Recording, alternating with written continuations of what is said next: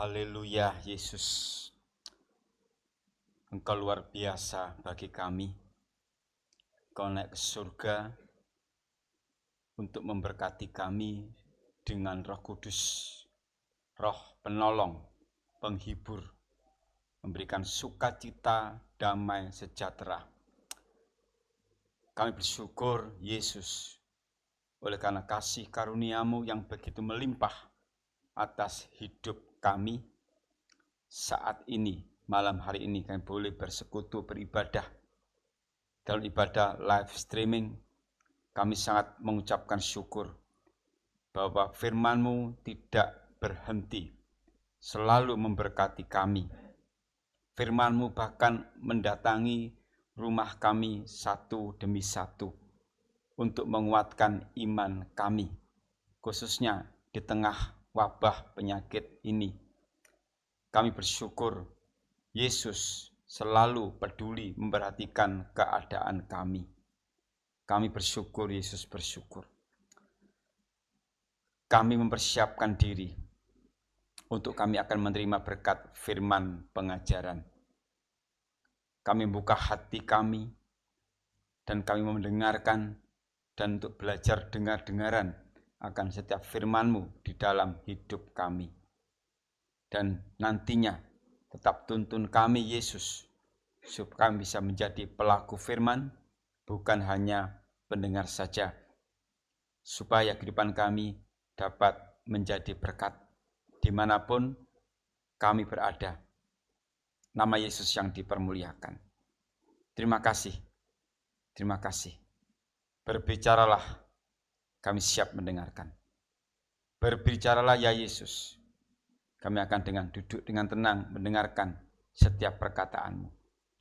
Di dalam nama Tuhan Yesus Kristus, mempelai pria surga, kekasih sejati jiwa kami balaskan doa kami.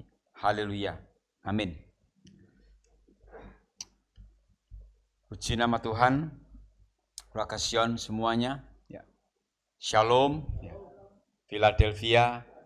Kasih persaudaraan, ya puji nama Tuhan, juga yang ada di rumah, Rakasion yang ada di rumah, juga pemirsa dimanapun juga berada.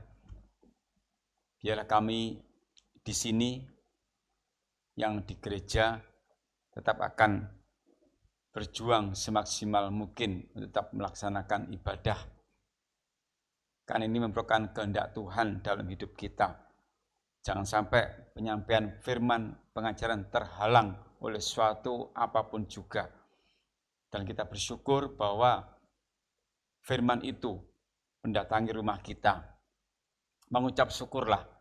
Karena itu jika ada kesempatan ibadah meskipun live streaming, gunakan dengan sebaik-baiknya. Tinggalkan segala kesibukan kita.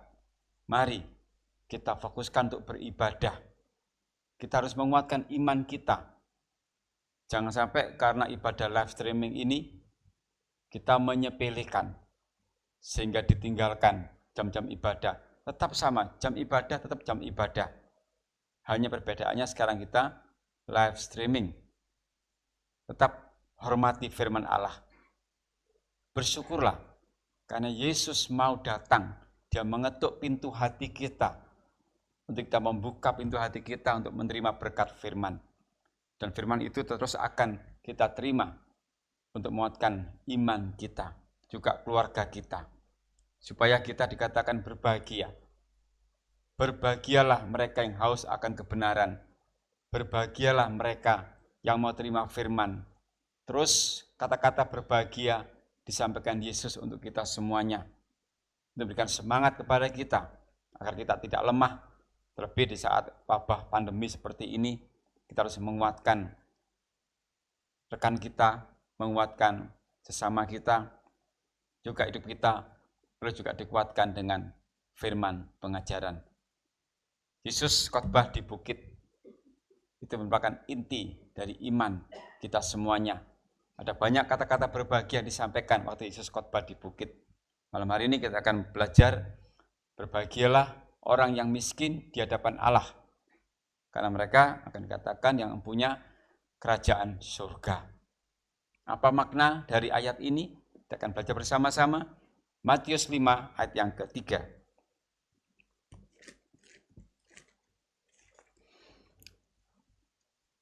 Silakan dibuka.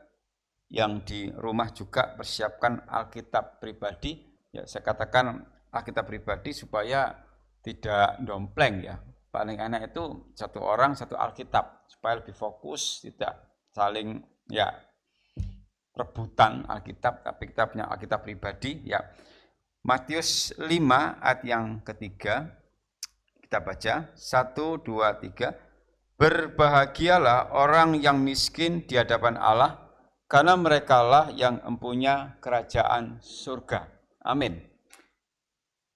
Matius pasal 5 sampai yang ke-7 ini memang merupakan khotbah di bukit, dan ada satu kata-kata, ya bukan satu kata-kata ya, beberapa kata-kata yang sangat disukai karena selalu diawali dengan kata-kata berbahagia. Karena di ayat yang ketiga sampai ayat yang ke-12 itu semua dikatakan berbahagialah, berbahagialah. Dan ini membuat suatu sukacita dalam kehidupan kita. Lebih di tengah wabah seperti saat ini, di mana di Surabaya ya cenderung warnanya menghitam, tidak merah lagi tapi sudah hitam. Berarti ya sedikit agak parah gitu, karena banyak yang terkena. Di tengah wabah seperti saat ini, kita bersyukur bahwa Yesus memberikan suatu gairah hidup kepada kita. Berbahagialah. Tapi kita mau belajar apa yang menjadi maksud Tuhan. Dikatakan di sini bahwa berbahagialah orang yang miskin di hadapan Allah. Miskin yang bagaimana? Ya, karena mereka lah yang mempunyai kerajaan surga, itu kan. Karena semua orang pasti membutuhkan bahagia. Terlebih di tengah-tengah derita, pasti membutuhkan bahagia. Bahkan meskipun tidak menderita, tetap kita pengen bahagia terus. Karena manusia itu rasanya tidak mau menderita, pengennya bahagia terus. Itu manusiawi banget kok, ya, itu wajar. Nah, karena itu di tengah-tengah derita pun kita perlu firman Allah untuk membahagiakan kehidupan kita. Kita baca dulu Yesaya 19 ayat 10. Yesaya 19 ayat 10. Ya, kita baca bersama-sama ya. Yang di rumah juga silakan mempersiapkan dalam Yesaya 19 ayat yang ke-10 ya. Mereka yang menenun akan remuk hatinya, segala pekerja upahan akan bersedih hati. Hari-hari ini kan banyak pekerja yang bersedih hati kan. Banyak yang sedih, bahkan remuk hatinya. Mereka yang menenun kan bekerja, remuk hatinya. Ya mungkin karena di PHK atau disuruh istirahat dulu, segala pekerja upahan akan bersedih hati.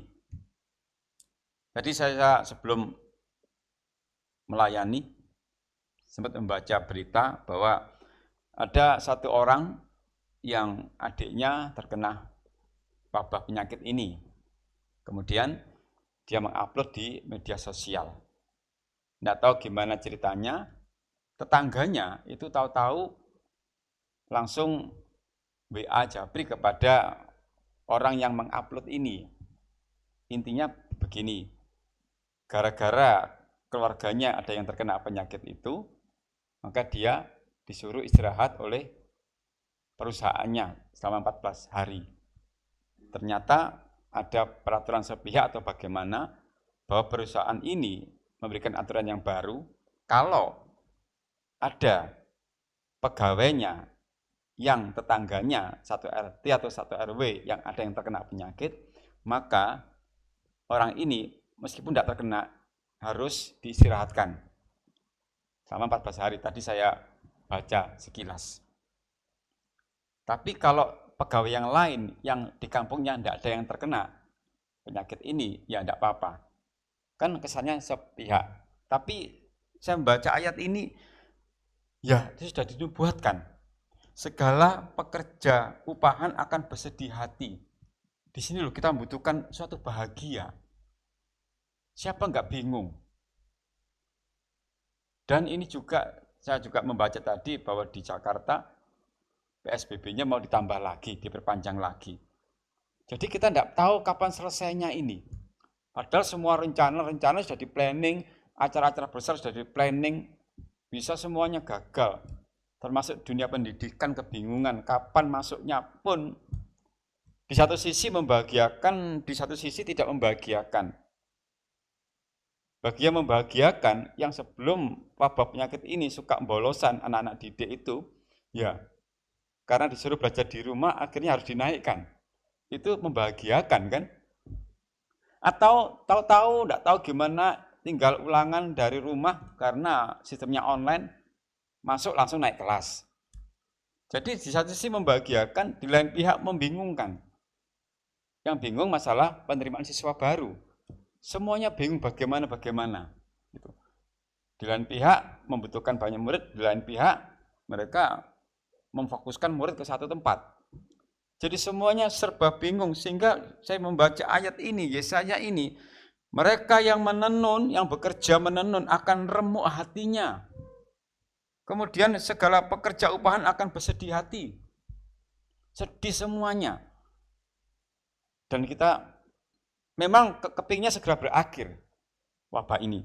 Tetapi pada kenyataannya, faktanya, ya kita tinggal berharap saja dan tetap bawa dalam doa. Supaya segera berlalu ini. Supaya para pekerja tidak bersedih hati, tapi bersuka hati. Sehingga sekarang ini mereka membutuhkan bahagia di tengah penderitaan. Mazmur 38 ayat 9. Ya, mereka yang menenun akan remuk hatinya, segala pekerja upahan akan bersedih hati. Mazmur 38 ayat 9 sekarang. Mazmur 38 ayat yang ke-9. Ya. Mazmur 38 ayat yang ke-9. Aku kehabisan tenaga dan remuk redam. Aku merintih karena degap-degup jantungku.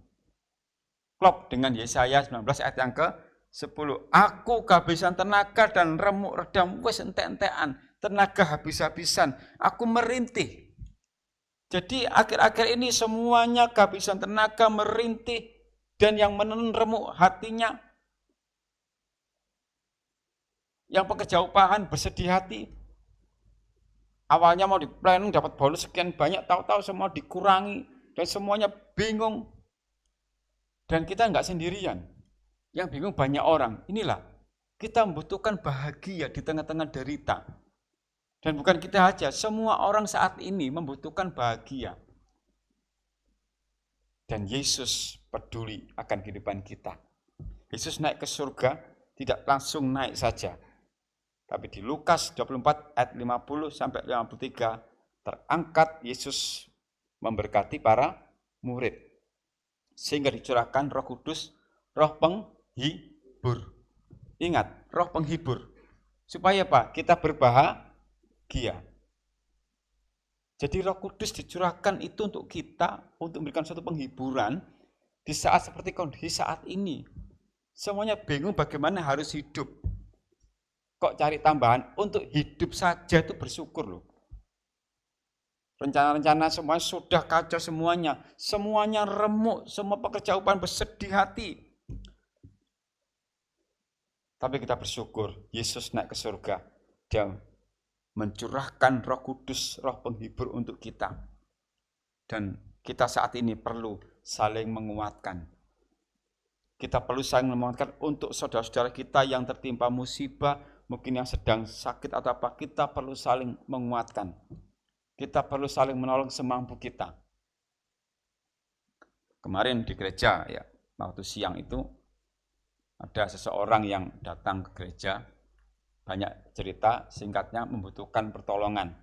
Karena katanya dia sudah 4 hari di jalanan. Kehabisan uang, katanya mau pulang ke Malang. Saya katakan katanya ya, karena itu ceritanya versi dia. Karena saya barusan datang dan bercerita banyak, intinya mau pulang ke Malang di lockdown katanya. Terus 4 hari terlunta-lunta di jalanan, membutuhkan uang, itu aja ya. dan saya beri. Baru kali ini saya memberi uang kepada seseorang yang membutuhkan dan dia menawar, nggak ditambahi lagi, begitu. Selama saya 49 tahun di dunia dan nanti sampai 100 tahun lagi, baru kali ini saya memberi seseorang itu tidak mengucapkan terima kasih dulu, tapi langsung dikatakan tidak ditambahi lagi. Padahal itu pun saya memberikan dengan ketulusan hati karena melihat ceritanya, mendengarkan ceritanya begitu mengharukan. Sudah bercerita panjang lebar lah pokoknya, dan saya sudah sering dengar cerita semacam itu. Jadi sudah apal arah tujuannya. Bukan seperti kapal yang diombang-ambingkan tadi, tidak ya. Seperti lagu tadi tidak. Hati saya tidak diombang-ambingkan. Cuman saya sempat shock 0,5 detik. Langsung minta tambahan, gak terima kasih dulu. Ya sudah, akhirnya singkat cerita sudah selesai. Tapi pada intinya, derita muncul dan kita bisa menolong semampu kita. Nah, saya mampunya segitu. Tapi bagi dia kurang segitu. Minta gitunya ditambahi gitu. Nah, sudah akhirnya saya konsultasi dengan Ibu Gembala, ditambahi sudah. Dan langsung baru mengucapkan terima kasih. Tuhan memberkati ya Pak. Batinku, lah sing aku mau tak kei gak diberkati tak gitu. Baru ditambahi tadi mengatakan Tuhan memberkati. Tadi itu enggak, gak ditambahi tak gitu. Ini kesaksian nyata kemarin siang terjadinya. Saya kalau memberikan kesaksian asli, ya asli, tidak saya karang-karang. Tapi pada intinya adalah mari kita saling menolong semampu kita, saling menguatkan semampu kita. Nah, kalau ada orang yang sakit atau keluarga yang sakit, kita berikan semangat, kita berikan suatu dorongan, penghiburan. Roh Kudus menghibur kita, dan kalau kita terhibur, mari kita saling menghibur, menguatkan semampu kita. Kan akhir-akhir ini banyak orang membutuhkan bahagia. Pekerja upahan bersedih hati, yang nenun remuk. Dan kita yang sekarang ini diberi kekuatan oleh Tuhan Yesus, mari kita bagikan itu. Kita jadi berkat sesuai dengan kemampuan kita. Haleluya. Yesus memberikan pengajaran di bukit bagaimana supaya berbahagia. Jadi khotbah di bukit itu suatu cara bagaimana kita berbahagia. Ya banyak ayat ya, tapi kita fokus ke Matius 5 ayat yang ketiga dulu. Yesus memberikan suatu pengajaran di bukit yang dikenal dengan khotbah di bukit, bagaimana supaya bahagia. Itu adalah inti iman kita. Karena kalau kita mencermati ayat berbahagia terus itu, semua langsung terkena hidup kita, baik jasmani maupun rohani. Sehingga perlu kita cermati satu demi satu supaya kita tahu bagaimana caranya berbahagia. Dan juga khususnya supaya kita di tengah-tengah pandemi seperti saat ini, iman kita tidak goyah, tapi kita bisa berbahagia. Bagaimana caranya?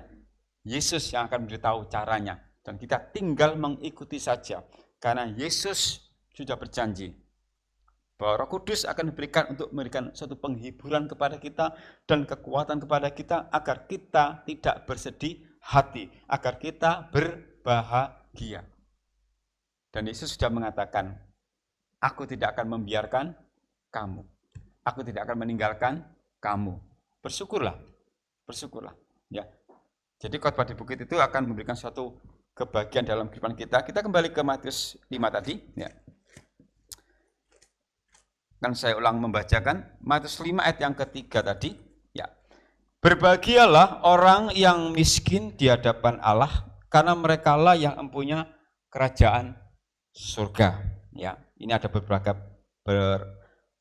poin ya. Berbahagialah, kemudian apa itu orang yang miskin, kemudian apa itu kerajaan surga. Mari kita akan pelajari satu demi satu supaya kita tahu bagaimana berbahagia di tengah-tengah pandemi seperti saat ini. Berbahagia itu maknanya adalah Tuhan memberikan kebaikannya kepada umatnya dan diberkati. Memang dalam terjemahan bahasa Inggrisnya itu bless atau diberkati. Jadi makna di Matius 5 ayat 3 sampai yang ke 11 ya, berbahagialah itu khususnya ayat yang ketiga sampai yang ke-11 itu berbahagialah semua itu katakan adalah diberkati menurut terjemahan dari bahasa Inggrisnya.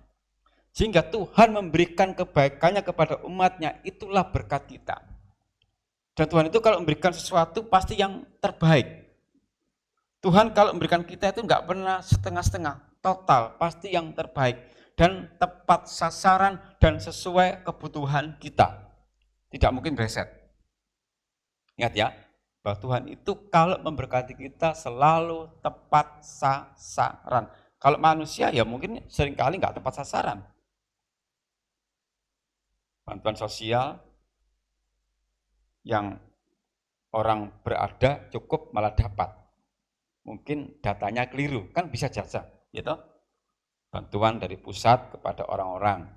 Ternyata dari pihak RT RW mungkin, saya katakan mungkin, datanya keliru. Sehingga bisa juga tidak tepat sasaran. Orang yang harusnya dapat bantuan adalah orang yang menengah ke bawah. Tapi ternyata begitu didatangi, rumahnya cukup bagus. Bisa tidak tepat sasaran itu kalau manusia. Tetapi Tuhan Yesus tidak pernah gagal, tidak pernah meleset, tepat pada sasaran. Dan pertolongannya tepat pada waktunya. Bahkan Yesus kalau menolong kita, memberikan apapun kebutuhan kita, bukan keinginan, kebutuhan kita, itu sudah tahu sebelum kita meminta. Tapi kita perlu juga berdoa meminta. Dan sebelum kita bicara, Yesus sudah tahu. Yang artinya apa? Yesus tahu apapun kebutuhan kita. Sehingga kalau Yesus mengatakan, aku tidak akan membiarkan kamu dan tidak akan meninggalkan kamu, kita pegang janji firman itu. Sehingga kita tidak usah gelisah lagi. Karena Yesus selalu, jangan merasa, aku begini kok, ini Yesus pasti aku ditinggalkan. Yesus tidak pernah meninggalkan kita. Kalau kita merasa ditinggalkan, itu perasaan kita saja. Yesus tidak pernah meninggalkan kita. Firman Allah tidak mungkin bohong. Firman Allah ya dan amin, tidak mungkin. Kalau dusta itu. Dan Yesus tidak pernah berdusta. Dia akan menyertai kita di mana kita berada. Aku menyertai kamu sampai kesudahan zaman, itu janjinya. Jadi kalau kita menerima kebaikan dari Tuhan Yesus dikatakan diberkati. Jadi berbahagia adalah diberkati. Berbahagia itu juga berarti sukacita dalam kehidupan seseorang. Dan ingat, sukacita itu enggak hanya ditentukan oleh faktor jasmani, harta benda, atau kekayaan, tidak. Melainkan karena karya Allah dalam kehidupan. Segala hal yang kita terima, berkat rohani, berkat firman, itu membuat kita bersukacita. Jadi yang dikatakan sukacita itu bukan hanya karena faktor jasmani, tidak, itu terlalu dangkal. Kalau kita berpikir, oh aku bahagia karena ada harta benda, oh aku bahagia karena hal-hal yang jasmani, itu terlalu dangkal. Kita berbahagia, bersukacita karena karya Allah selalu dinyatakan dalam kehidupan kita. Orang kaya tidak nyamin bahagia loh. Orang kaya tidak nyamin dia sukacita. Oke lah, secara harta benda dia melebihi dari kita yang sekarang ini. Tapi masalah damai sejahtera hati belum tentu. Justru orang yang penghasilannya pas-pasan, tapi dia setia kepada Tuhan Yesus, dia jadi pelaku firman, itu dia bisa damai sejahtera. Dia bisa bersuka cita. Bahkan orang lain bisa heran lihat pola hidupnya. Kenapa dia dengan gaya hidup yang sederhana, ya dikatakan pas-pasan lah. Tapi kalau dia damai sejahtera, sukacita ya. Karena apa? Dia merasakan karya Allah dalam hidupnya. Berarti berbahagia itu tidak hanya dari segi faktor jasmani, enggak. Tapi dari sukacita yang abadi, yang sejati karena karya Allah di dalam hidup kita. Terutama berkat firman. Di tengah wabah seperti saat ini, firman Allah masih bisa kita nikmati. Ini berkat sukacita yang sangat luar biasa. Kita bersyukur.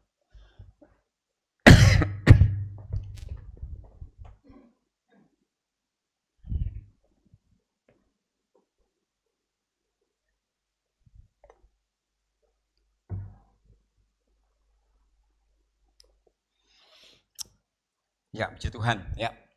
Kita bersyukur bahwa firman Allah itu merupakan sukacita yang besar dalam kehidupan kita, membuat hidup kita semakin dikuatkan secara rohani, terutama iman ya, iman. Karena kan iman timbul dari mendengar akan apa? Firman. Sehingga kalau kita di tengah wabah penyakit seperti ini, kita tetap mau setia dengar firman, itu sangat luar biasa sekali.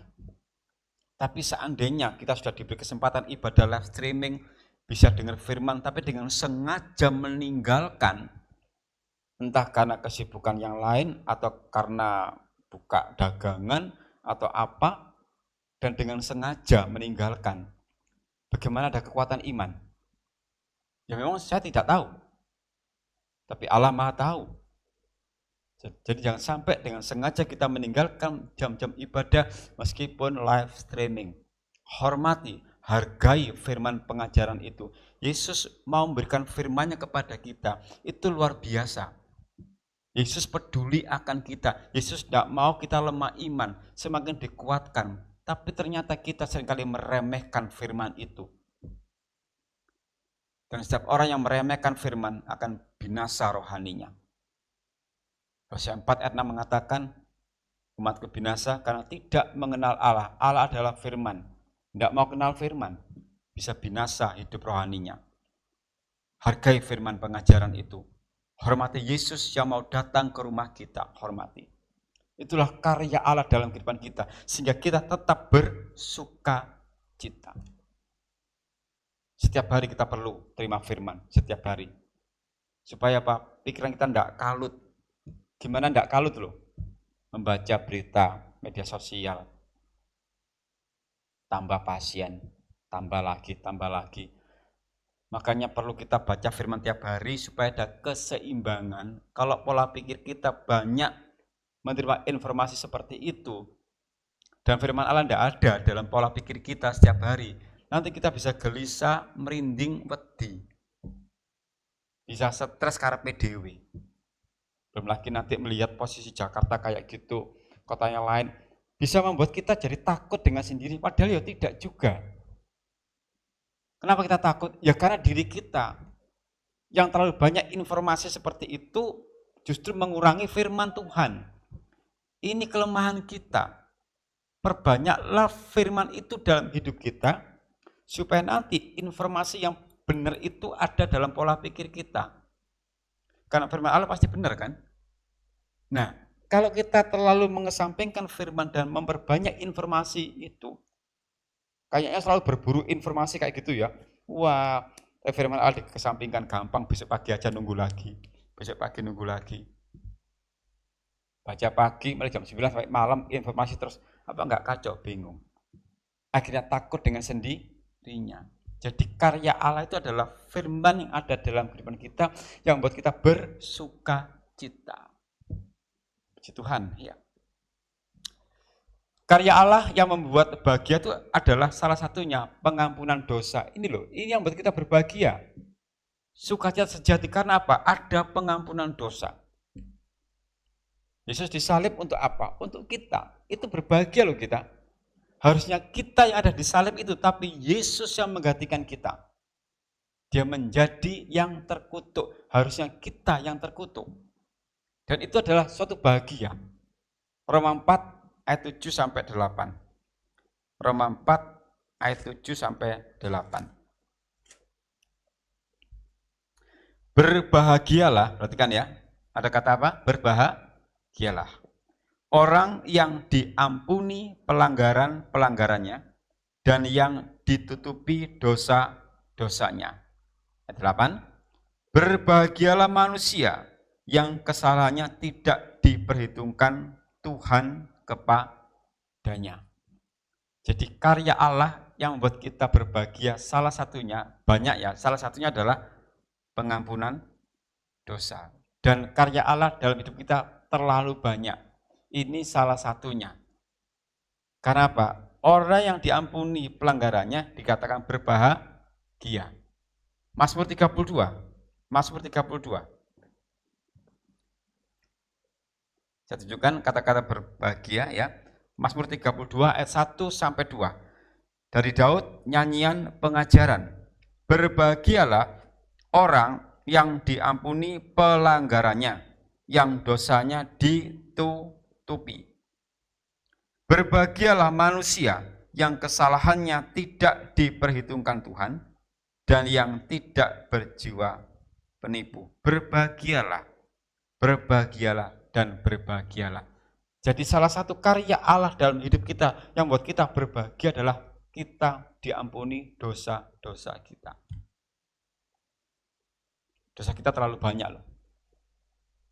Dan kalau dihitung-hitung, waduh harusnya kita nggak layak diampuni. Tetapi oleh karena kasih karunia Allah, oleh karena kasihnya yang tulus, kita diampuni. Dan itu dikatakan berbahagia. Jadi berbahagia itu bukan hanya masalah jasmani. Oke lah, memang ya kalau kita dapat berkat, ya bisa dapat bonus. Bahkan di tengah pandemi kayak gini, ada banyak bonus, kita kan berbahagia. Mungkin kita dapat berkat makanan, ya kita berbahagia.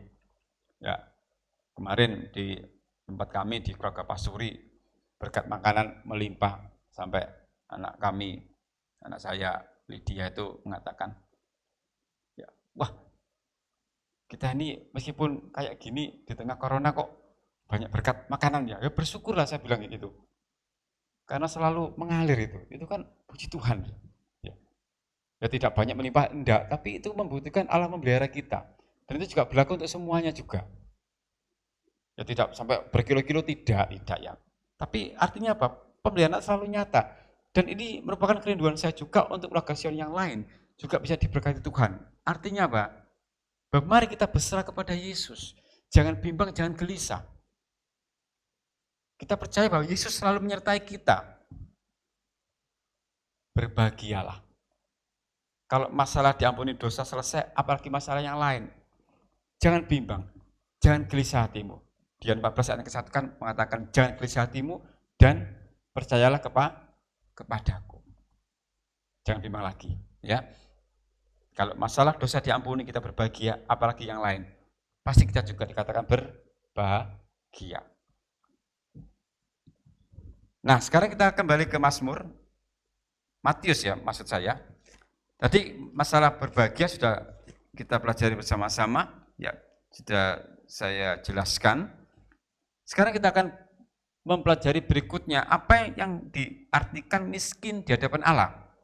Jadi kalau di Matius 5 ayat yang ketiga tadi kan berbahagialah, intinya berbahagia adalah diberkati. Dan tadi sudah saya jelaskan panjang lebar dengan contohnya juga, berbahagialah. Sekarang kita masuk bagian yang berikutnya.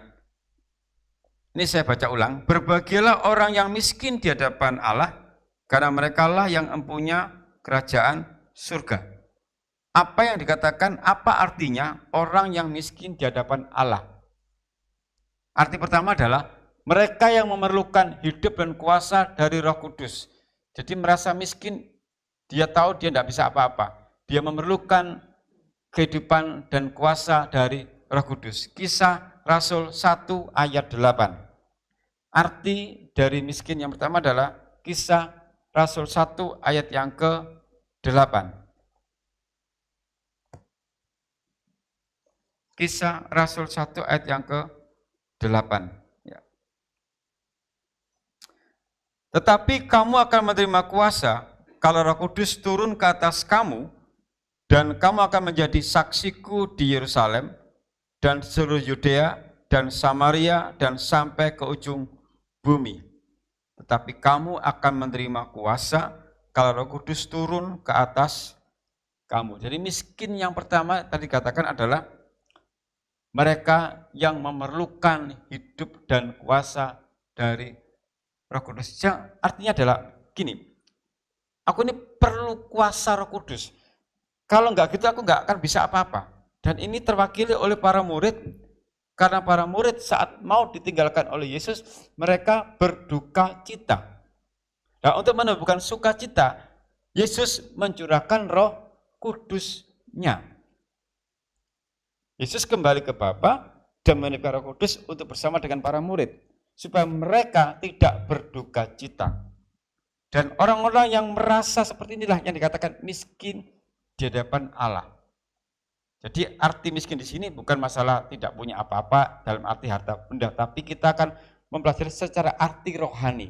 bahwa orang yang dikatakan bahagia adalah mereka yang miskin di hadapan Allah, yang artinya mereka membutuhkan kuasa Roh Kudus untuk hidupnya. Jadi miskin di sini bicara masalah kerohanian, bukan masalah jasmani. Dan kita pun juga memerlukan kuasa Roh Kudus itu. Dan kita sekarang hidup di zaman Roh Kudus. Dan itu harus kita manfaatkan dengan sebaik-baiknya. Jangan hidup seorang diri. Kita perlu dukungan dari Roh Kudus untuk menyertai setiap langkah-langkah kehidupan kita. Bahkan untuk menjadi saksi pun kita perlu pertolongan Roh Kudus. Ini para murid loh. Tetapi kamu akan menerima kuasa kalau Roh Kudus turun ke atas kamu, dan kamu akan menjadi saksiku di Yerusalem dan di seluruh Yudea dan Samaria dan sampai ke ujung bumi.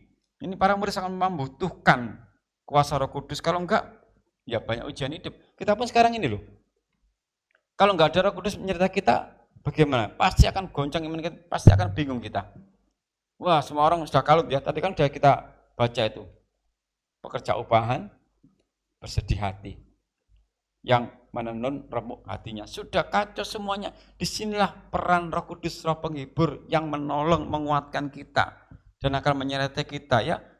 Tetapi kamu akan menerima kuasa kalau Roh Kudus turun ke atas kamu. Dan kamu akan menjadi saksiku. Jadi miskin yang pertama adalah artinya mereka yang memerlukan kuasa dari Roh Kudus. Sekarang arti yang kedua. Orang yang haus akan firman. Jadi yang dikatakan miskin di hadapan Allah adalah orang yang haus akan firman. Sehingga ia akan terus mencari, terus akan mendapatkan firman pengajaran itu. Karena itulah yang memberikan kehidupan. Yohanes 7 ayat 37. Yohanes 7 ayat 37. Yohanes 7 ayat 37.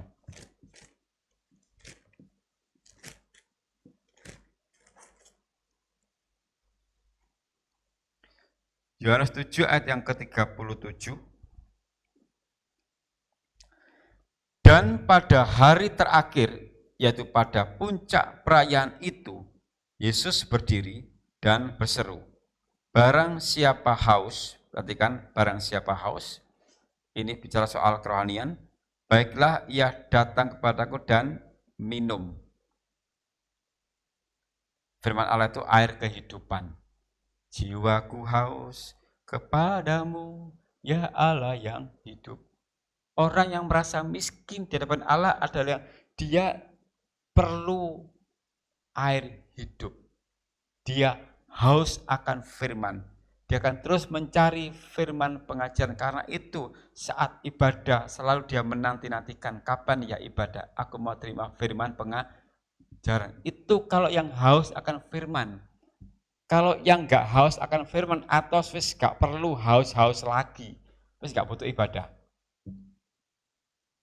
Apalagi ibadah live streaming, nah, sudah ditinggalkan. Kenapa? Dia tidak butuh kok. Tapi orang yang haus akan firman selalu dinantikan kapan ya ibadah berikutnya ya. Kapan ya Selasa ibadah wanita, kapan ya Kamis ya, kapan Sabtu ya, kapan Minggu. Selalu rindu dan rindu terus. Kenapa? Di setiap firman, setiap ibadah itu pasti akan disampaikan firman yang akan memuaskan dahaganya itu. Pasal 6 ayat 35. Yohanes 6 ayat 35.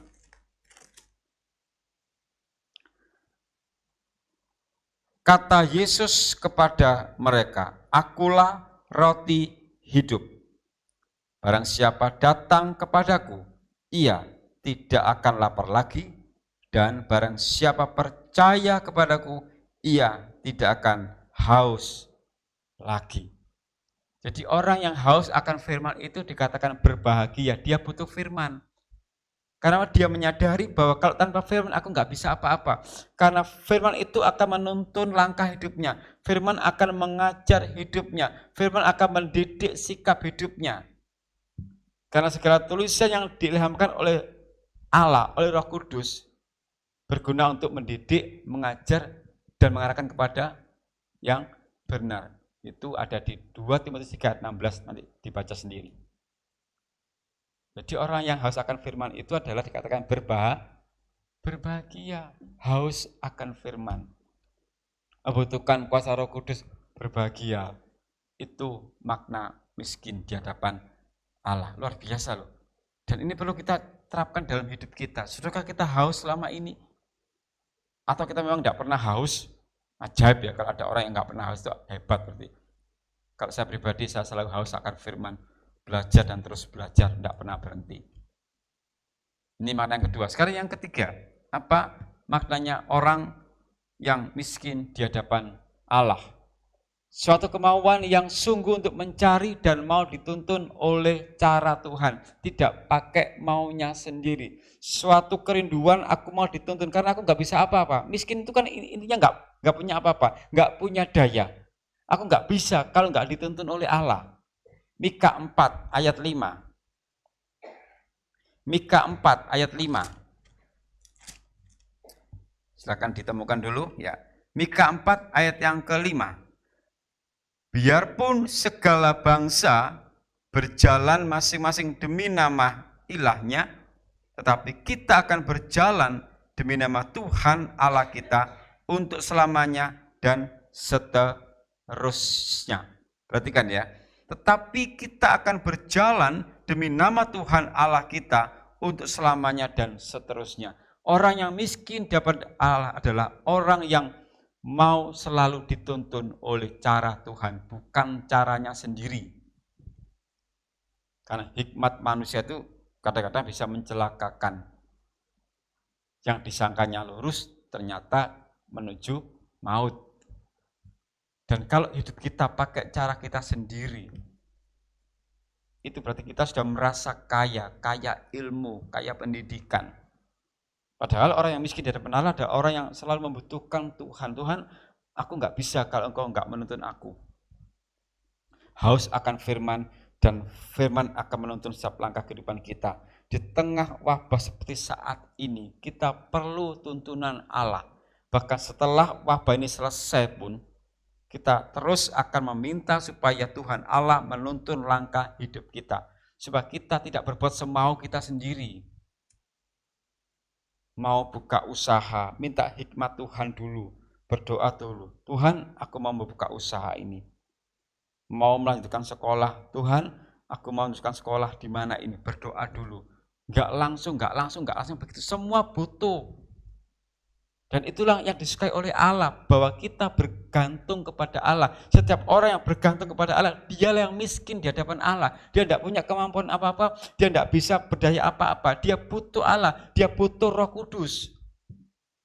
Nah, kalau kita merasa sudah mampu, aduh celaka sudah. Ingat ya, pola pikir manusia bisa menuju kepada maut. Tapi pola pikir Allah pasti kepada kekekalan. Beda. Kita renungkan untuk diri kita masing-masing ya.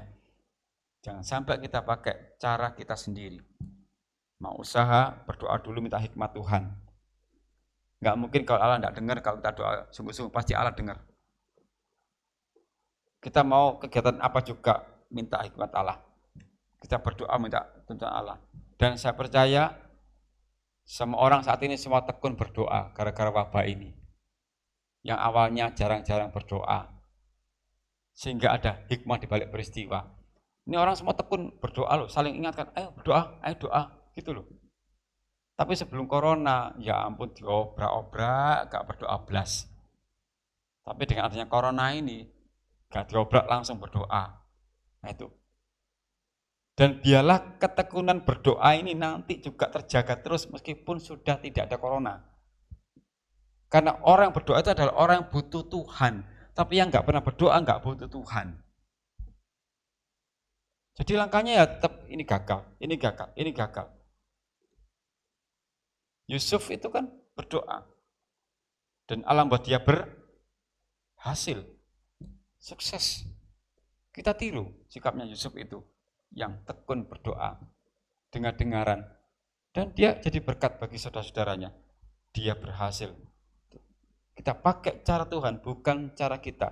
Itu adalah orang yang miskin di hadapan Allah. Berbahagia. Suatu kemauan yang sungguh untuk mencari dan mau dituntun oleh cara Tuhan, bukan cara kita. Menggantungkan hidup sepenuhnya pada Allah. Ini yang keempat. Yang arti miskin di hadapan Allah adalah menggantungkan hidupnya. Dia sangat bergantung kepada Allah karena dia merasa tidak punya apa-apa. Yesaya 66 ayat 2b. Yesaya 66 ayat 2b. Yesaya 66 ayat 2b. Akan saya baca semua saja supaya lebih jelas ya. Yesaya 66 ayat yang kedua. Ya. Bukankah tanganku yang membuat semuanya ini, sehingga semuanya ini terjadi? Demikianlah firman Tuhan. Tetapi kepada orang inilah aku memandang, kepada orang yang tertindas. Tidak bisa apa-apa, tertindas, dan patah semangatnya. Kalau sekarang ada yang lagi patah semangat, karena menderita sehingga tidak ada semangat untuk hidup,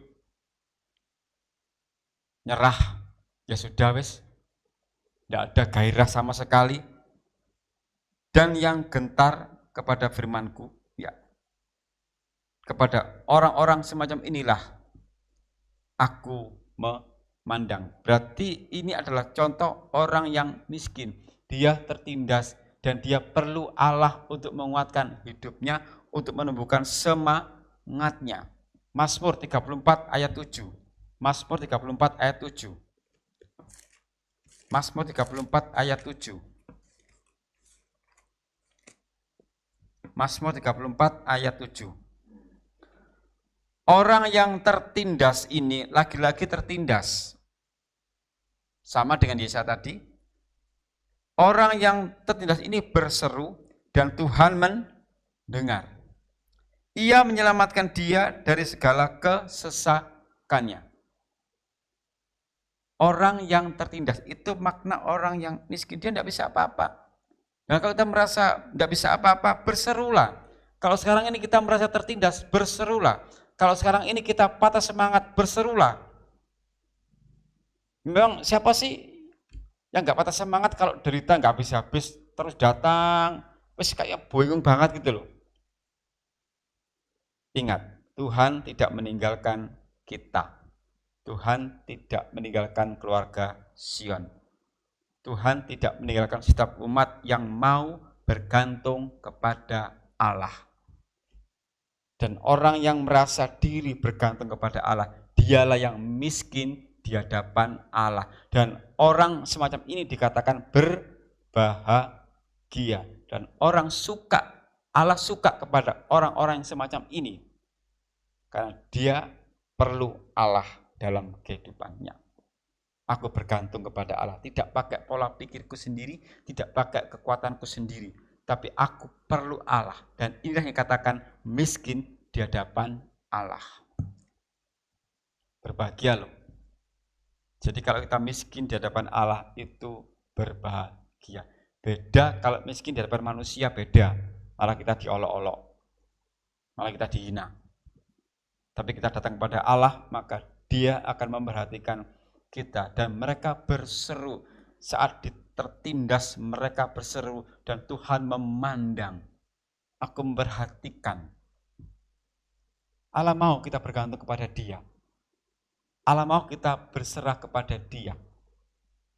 Allah mau kita menyerahkan diri kita kepadanya. Itulah yang disukai oleh Allah. Karena orang-orang semacam ini adalah orang-orang yang rendah hati. Jadi orang yang miskin pun juga dikatakan orang yang rendah hati. Dan Allah paling suka orang yang rendah hati. Berarti dia butuh Allah. Setiap langkah hidupnya dia butuh Allah. Ini yang disukai oleh Allah. Jangan sampai ya kita sombong ya. Manusia itu terbatas kekuatannya. Sekaya apapun, sehebat apapun, kena virus saja sudah jatuh. Tidak kelihatan lagi. Ahli-ahli pun sampai sekarang masih bingung obat yang mujarab apa. Kurang bagaimana ahlinya. Sekolahnya bertahun-tahun, kena virus kecil tidak kelihatan aja sudah kalang kabut kan. Tanda manusia terbatas. Allah tidak terbatas. Karena itu Allah mau kita bergantung kepada Allah setiap hari. Bukan 2 hari sekali, bukan 3 hari sekali. Tapi setiap hari kita bergantung kepada Allah. Itu yang dimaui oleh Allah dalam kehidupan kita. Kita kembali ke Matius 5 ayat yang ketiga. Kita masuk ke bagian yang ketiga, penjelasan tentang empunya kerajaan surga. Saya ulang membaca dalam Matius 5 ayat yang ketiga. Berbahagialah orang yang miskin di hadapan Allah, karena merekalah yang empunya kerajaan surga. Jadi apa artinya empunya kerajaan surga itu adalah menikmati semua berkat di dalam kerajaan surga itu, baik sekarang maupun di kehidupan kekal. Jadi berkat yang sumbernya dari kerajaan surga itu tidak hanya kita nikmati saat ini, tapi juga sampai kepada kehidupan kekal. Itu berkat yang luar biasa. Jadi orang yang miskin di hadapan Allah, yang hidupnya tergantung kepada Allah, yang hidupnya ada kerendahan hati bahwa dia tidak punya apa-apa, hanya bergantung kepada Allah, justru dia yang akan menerima berkat-berkat dari kerajaan surga. Baik untuk saat ini maupun saat yang akan datang, melimpah loh. Sehingga dikatakan berbahagialah orang yang miskin di hadapan Allah, karena mereka yang empunya kerajaan surga. Ini perlu kita pahami, perlu kita renungkan selama ini bagaimana kehidupan kita. Sudahkah kita mau bergantung kepada Allah? Atau karena merasa diri pandai, merasa diri pinter, atau merasa diri punya segala-galanya, atau merasa diri tabungannya di bank banyak sekali, mungkin sampai 1 miliar atau 2 miliar, sehingga tidak butuh firman, tidak butuh Tuhan. Itu bisa hilang dalam sekejap. Tidak bisa. Kita harus bergantung sepenuhnya kepada Allah setiap hari. Karena itu setiap hari, mari kita berdoa kepada Allah. Tuhan, hari ini aku butuh Engkau. Besok aku butuh Engkau. Besok lagi aku butuh Engkau. Berilah kami pada hari ini makanan yang secukupnya. Hari ini. Doa Bapa kami kan mengatakan itu. Kalau kita berdoa Senin ya hari ini. Selasa ya hari ini. Berarti kita butuh Tuhan setiap hari. Itu yang empunya kerajaan surga. Melalui pelayanan Yesus, kabar baik diberitakan kepada orang yang miskin ini loh. Jadi berita baik dari kerajaan surga itu diberitakan kepada orang yang miskin. Matius 11, 4-5. Matius 11 ayat 4-5.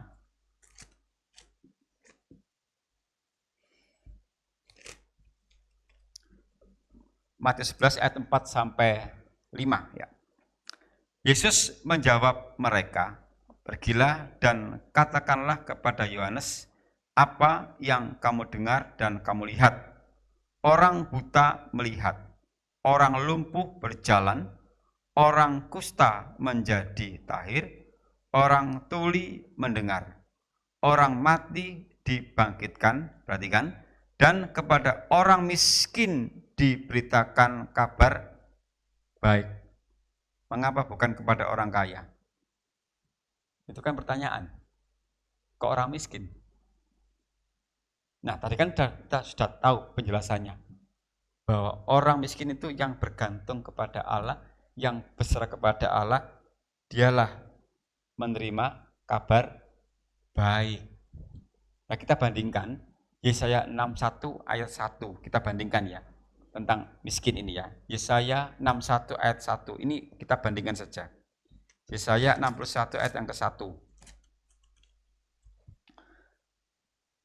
Roh Tuhan Allah ada padaku, oleh karena Tuhan telah mengurapi aku. Ia telah mengutus aku untuk menyampaikan kabar baik, perhatikan. Saya ulangi ya. Ia telah mengutus aku untuk menyampaikan kabar baik kepada orang-orang sengsara, orang yang miskin, tertindas, dan merawat orang-orang yang remuk hati. Tadi yang menenun remuk hati, pekerja upahan bersedih hati, ya, untuk memberitakan pembebasan kepada orang-orang tawanan dan kepada orang-orang yang terkurung kelepasan dari penjara. Kita perhatikan, saya ulang membaca. Ia telah mengutus aku untuk menyampaikan kabar baik kepada orang-orang sengsara. Berbahagialah yang miskin di hadapan Allah. Mereka menerima hal-hal yang baik, menerima kabar baik, menerima berkat dari kerajaan surga untuk saat ini dan untuk yang akan datang. Syaratnya apa? Mari kita belajar miskin di hadapan Allah. Yang 4 poin tadi, intinya adalah kita tidak punya apa-apa, tidak bisa apa-apa. Butuh kuasa Roh Kudus, butuh firman, butuh tuntunan Allah, tidak pakai cara kita. Dan orang yang semacam inilah yang dicari oleh Allah. Karena orang inilah yang mau diberkati oleh Allah sekarang dan sampai selama-lamanya. Berbahagialah yang miskin di hadapan Allah, dan dia akan mempunyai kerajaan surga. Ya. Mereka yang menyadari dirinya tidak memiliki apa-apa, miskin, justru mereka itulah yang mempunyai segala-galanya. Coba perhatikan kalimat ini. Ya. Mereka yang menyadari bahwa dirinya tidak memiliki apa-apa, miskin, tanda kutip ya, kan miskin di hadapan Allah. Justru merekalah yang mempunyai segala-galanya. Artinya apa? Setiap orang yang merasa miskin di hadapan Allah, dia justru memiliki berkat yang melimpah. Berbahagialah yang miskin di hadapan Allah karena mereka yang mempunyai kerajaan surga. Perhatikan awal dan akhir kalimat. Dan kerajaan surga kan berkatnya bukan hanya sekarang, tapi juga sampai kepada kekekalan. Berarti orang yang menyadari dirinya miskin di hadapan Allah, yang tidak punya apa-apa di hadapan Allah, justru mereka lah yang mempunyai segala-galanya. Lengkap berkatnya. Dan sekarang sampai selama-lamanya. Dan kalau kita ingin mendapatkan berkat seperti itu, jadilah miskin di hadapan Allah. Itu saja syaratnya. Memang perlu berjuang, perlu belajar, dan perlu belajar menjadi pelaku firman, supaya berbahagia, berbiasa. Firman Allah terus akan kita terima dan terus akan mengerasi diri kita, bahwa kita ditegur saat malam hari ini, supaya miskin di hadapan Allah. Mereka yang merasa tidak punya apa-apa, justru merekalah yang mempunyai segala-galanya. Tidak usah bingung, tidak usah khawatir. Allah pasti memelihara kehidupan kita. Kalau kita mau miskin di hadapan Allah, Allah tidak akan membiarkan kita. Allah tidak akan meninggalkan kita. Aku tidak akan membiarkan dan meninggalkan kamu. Sehingga kita bisa mengatakan, Tuhanlah penolongku. Ini berkat yang luar biasa untuk kita. Di tengah-tengah wabah seperti saat ini, firman Allah disampaikan. Inilah penghiburan kita, Roh Kudus, Roh penghibur. Kita dihibur pada malam hari ini, supaya tetap menjadi miskin di hadapan Allah, agar kita berbahagia. Tetap Alkitab kita, sikan firman Allah pada malam hari ini. Kita pujikan lagu Air Hidup, ya. Karena kita membutuhkan air hidup itu, supaya kita tidak haus lagi, supaya jiwa kita tidak haus dan tidak ada dahaga lagi, karena hanya air itulah yang bisa memuaskan hidup kita semuanya. Segala puji hormat hanya bagi Kristus Kepala, mempelai pria surga. Kita merenungkan setiap firman yang sudah kita terima malam hari ini, bahwa Allah menghendaki agar kita miskin di hadapannya. Miskin di hadapannya supaya kita menerima berkat dari kerajaan surga untuk sekarang sampai selama-lamanya. Haleluya. Dan biar firman itu akan terus ada dalam kehidupan kita, dan kita mau melakukan yang menjadi kehendak Tuhan. Air hidup.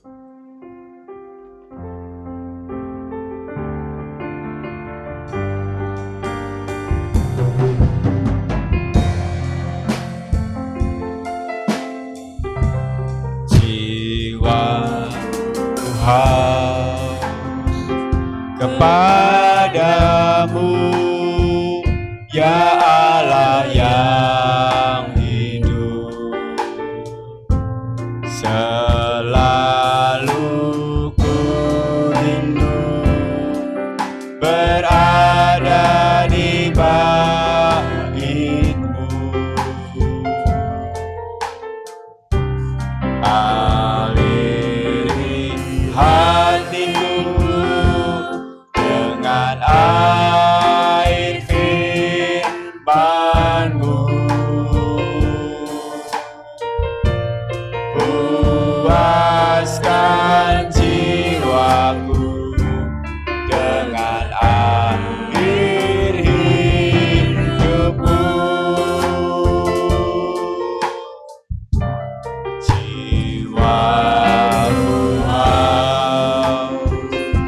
padamu, ya Allah yang hidup. Selalu ku rindu berada di baitmu. Aliri hatiku dengan air firman-Mu. Puaskan jiwaku dengan air hidupmu. Air hidupku Tuhan, memuaskanku.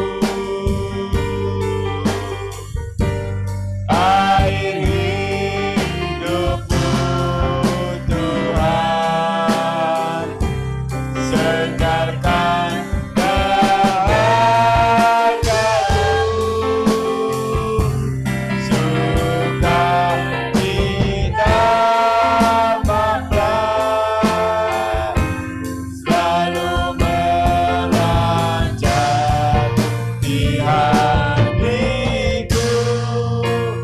Aliri hatiku dengan air hidupmu Tuhan.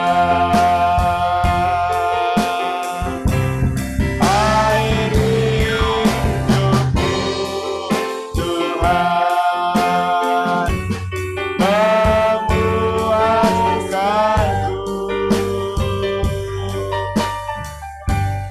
Air hidupmu Tuhan, segarkan dahagaku. Sukacita mempelai selalu memanjat di hatiku. Aliri hatiku dengan air hidupmu Tuhan. Aliri hatiku, aliri hatiku dengan air hidupmu Tuhan. Haleluya. Biarlah kami akan belajar dan berusaha untuk miskin di hadapan-Mu, ya Allah. Untuk kami merasa membutuhkan Engkau, dan kami memang membutuhkan Engkau. Membutuhkan Engkau dalam kehidupan kami, karena kami miskin, tidak punya kekuatan apa-apa. Kami miskin, tidak mempunyai kemampuan apa-apa, dan kami hanya bergantung kepada-Mu setiap hari, bergantung kepada kuasa Roh Kudus. Dan kami selalu haus akan firman-Mu, supaya jiwa kami tidak dahaga. Karena firman-Mu yang akan menghidupkan kami, karena firman-Mu akan menuntun kami, langkah kehidupan kami. Terima kasih Tuhan. Dan jikalau kami miskin di hadapan-Mu, maka kami akan memiliki kerajaan surga. Segala hal yang baik akan kami dapatkan setiap hari. Tuntun kami Yesus, keluarga Sion, juga pemirsa yang ada di rumah, supaya kami dapat menjadi miskin di hadapan-Mu, agar kami semuanya dikatakan berbahagia, diberkati. Kami merasa banyak kekurangan, banyak pelanggaran dalam kehidupan kami Yesus.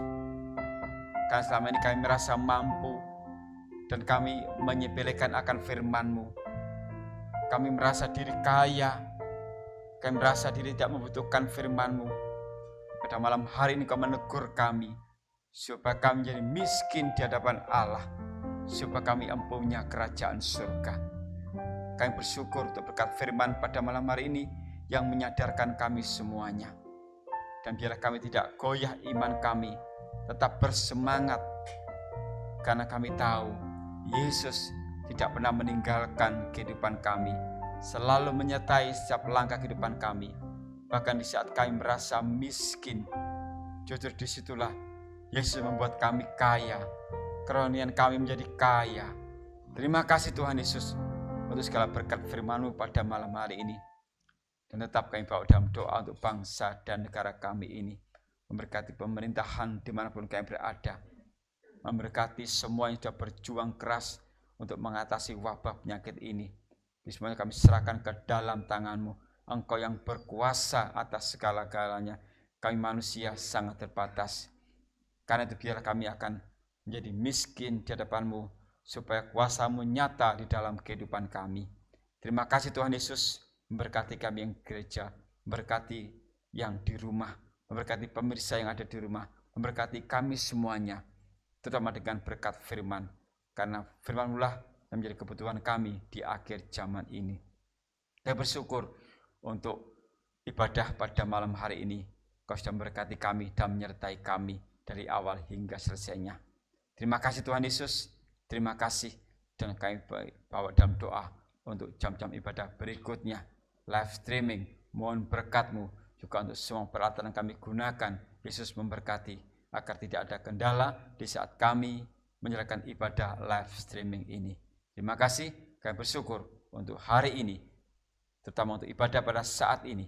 Kau sudah memberkati kami semuanya. Terima kasih, terima kasih. Dan untuk keluarga yang sedang lemah, dalam keadaan sakit, Tuhan tolong. Hanya kuasa-Mu lah yang sanggup memberikan kesembuhan yang sejati. Dan yang dalam keadaan mengalami kelemahan, yang bekerja mengalami kelemahan, tidak ada semangat. Yesus, mohon pertolongan-Mu selalu.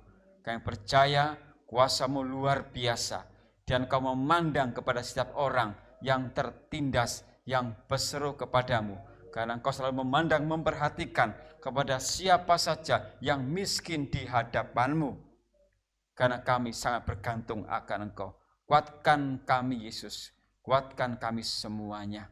Bagi yang ada di rumah, yang dalam keadaan sakit, maupun yang ada di rumah sakit, Yesus menolong semuanya. Semuanya biarlah kehendak-Mu saja yang jadi. Terima kasih Tuhan Yesus, kami percaya. Kami sungguh percaya Engkau sanggup mengerjakan yang di luar akal pikiran kami. Terima kasih, terima kasih. Inilah doa kami dan ucapan syukur kami. Di dalam nama Tuhan Yesus Kristus, mempelai pria surga, kami berdoa bersyukur. Haleluya. Amin. Selamat malam, Yesus memberkati semuanya. Puji Tuhan.